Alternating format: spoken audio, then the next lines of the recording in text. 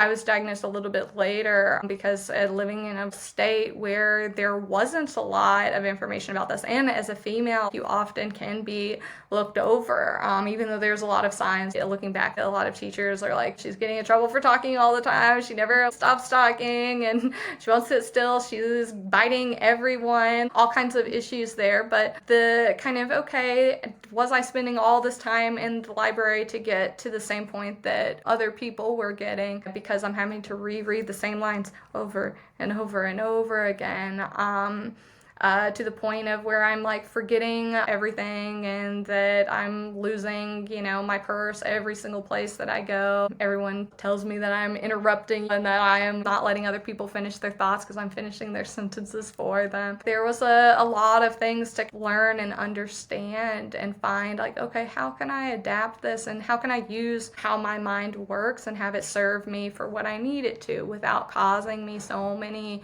struggles and making things a lot harder. I think that ADHD medications, just because you take one and it makes you better doesn't mean that you have ADHD, because the studies show anyone that takes them, it can help with their cognitive, just like if you were to drink a ton of coffee, you might be more sharp. But there is a lot of intricacies to how you can understand and learn and use that for yourself of how can I use the things that maybe the stimulant is helping me with to translate to actually doing something useful, which I think the therapy piece is really a good part of that. I would teach the CBT for ADHD group at my program in Boston, where we would have our patients learn some of these skills, and we would all share the things. Like, I'm sharing my own kind of things that helped me in life. There's all these little tools that you can have. You can have your own things at the front of your phone. As soon as you open it up, it has your full schedule right there where you can see it. It will send you the reminder. So 10 minutes before, like, I know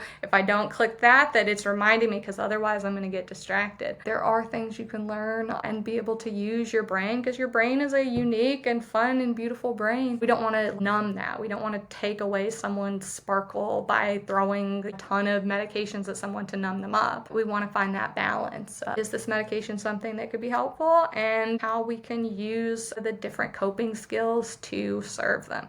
As someone that has experienced some of those things myself, I like to use some of that in my practice, but I also make sure to understand that every person's ADHD is very different. There's a lot of different types of ADHD, and it can present differently in a lot of different people. When you have comorbid disorders that can come along with it, like is this ADHD plus anxiety, ADHD plus this other condition, plus depression, like they can come out and look in a lot of different ways that we want to make sure we understand and take that in. Just because I found whatever to be helpful, using my calendar in a certain way, having my watch tell me before each session, remind me like, don't forget to do this. That doesn't mean that that's going to help the next person. We got to make sure that we learn about each individual and kind of try to understand their brain and what could be helpful for them. Sometimes there's a little bit of trial and error to it. Let's give them a go and see if it's a good fit for you. And if it's not, let's find what is and how can we stick to it and make it more of a secondhand thing. But I will say I really like this little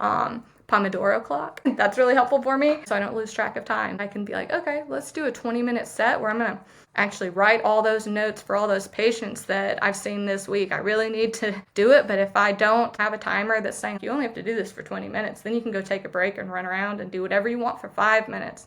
That sense of reward and excitement helps me stay on track. But yeah, it was a lot of trial and error and a lot of having help from experts that helped me. It's led me to be like, okay, I want to give back. I want to be able to help other people through this.